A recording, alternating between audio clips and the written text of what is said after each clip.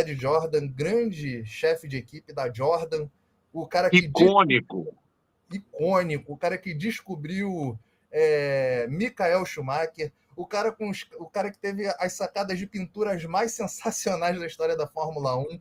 Enfim, coisas icônicas de Ed Jordan. Gostaria de saber de você, Márcio, que representa aí Ed Jordan para o mundo, para o circo, né? Como dizia Galvão Bueno, para o circo da Fórmula 1. Cara, Ed Jordan foi uma pessoa que ele fez. Infelizmente, ele não teve resultados, números, né? À altura do que ele projetava, mas é um cara que deixou uma marca muito enraizada. Ele deixou uma tatuagem, vamos falar assim, na história da Fórmula 1.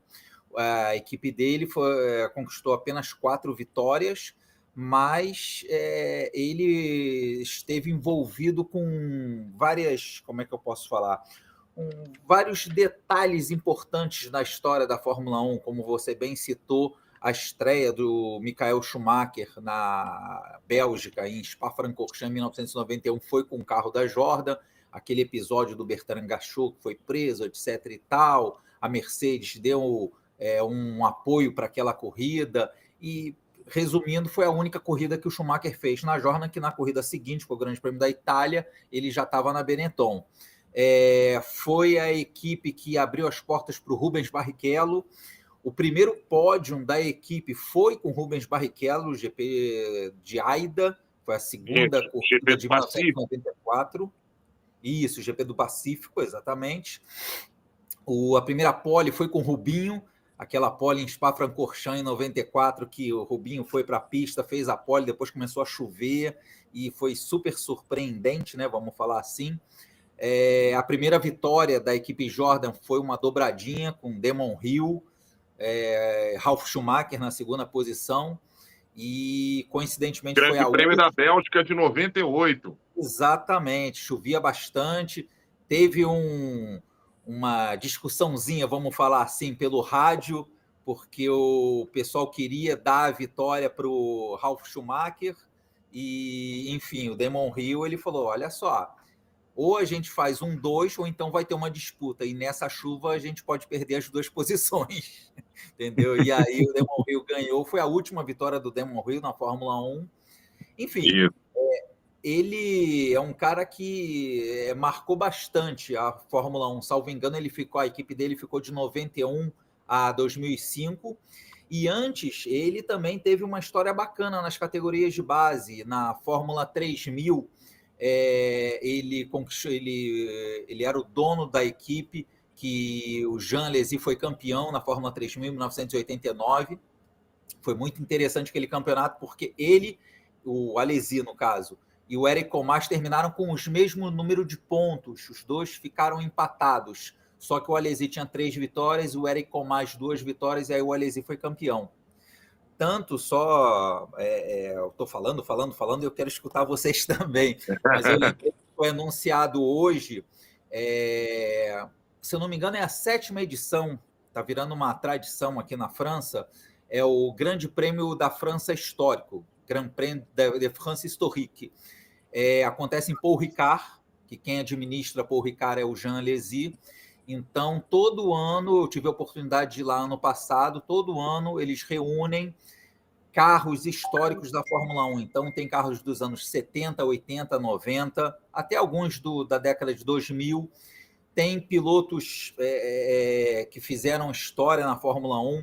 Então, esse ano anunciou hoje, por causa do falecimento de Ed Jordan, que o Jean Alesi ele vai dar umas voltas com o Fórmula 3000, que era da equipe de Ed Jordan. Então, legal. Isso. Então, é esperado muita emoção. E nesse evento vai ter desse ano, vai ter Alain Prost, vai ter Mark Webber, Jacques Villeneuve. É um evento bem legal. Tive a oportunidade de ir ano passado, que tinha Jack Hicks, com seus... na época ele tinha 79 anos, guiou o carro da Ferrari, entendeu? Em Paul Ricard, muito bacana. René Arnoux, enfim, Gerhard Berger, que ano passado eu tive a oportunidade de ir porque foi uma celebração vamos falar assim, uma celebração não, uma homenagem e uma lembrança dos 30 anos que o Senna morreu. Então fizeram todo um aparato, uma preparação, toda uma homenagem bacana para o Senna. Então foi bem legal. Ô, Márcio, conta pra gente como é que foi isso aqui, rapidinho. Conta pra gente como é que foi isso aí, cara. Botei no Instagram hoje. Eu vi que você botou no Instagram, eu não quero saber a história, eu sou curioso. Isso daí foi uma matéria que eu fui fazer em Paracambi. Olha onde foi parar a Jordan do Rubinho. Caramba! Em Paracambi, no Rio de Janeiro, e aí eu fiz uma matéria sobre uma loja de blindagem de carro de rua, carro normal, e eles, como se fosse vamos falar assim, uma joia, né?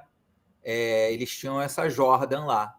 E aí eu aproveitei, fiz a reportagem e tudo, e aí no final o rapaz que eu conversei com ele e tudo, ele falou que ele não devia falar. Ele falou assim, por que você não entra no carro?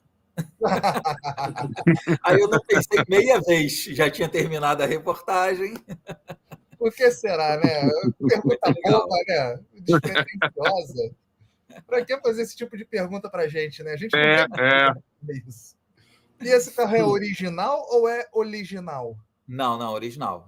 Original mesmo? Caramba! Os selos da FIA, o banco, o volante, tudo. Eu não sei, obviamente, que se ligasse ele ia pegar. Não sei qual era a condição, mas, enfim, o cara me falou que estava com motor e tudo, enfim.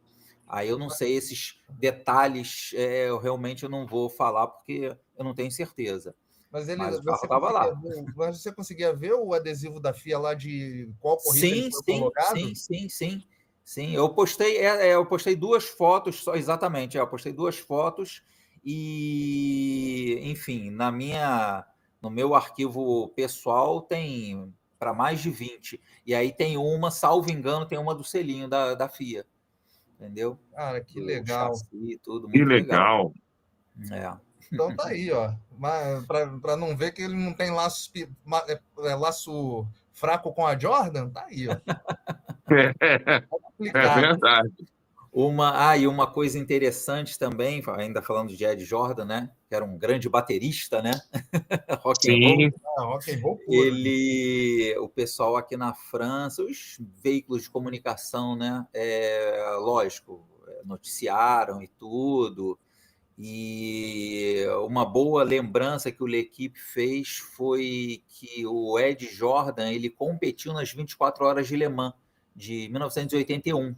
Que muita gente lembra, é normal, né? A gente lembra ele como chefe de equipe, ele nos boxes, mas ele também foi piloto. Ele chegou, ele foi da Fórmula 1, ele chegou a testar a McLaren, salvo engano, em 1978 ou 79, aí eu não tenho certeza, mas ele nunca alinhou para um grid de Fórmula 1.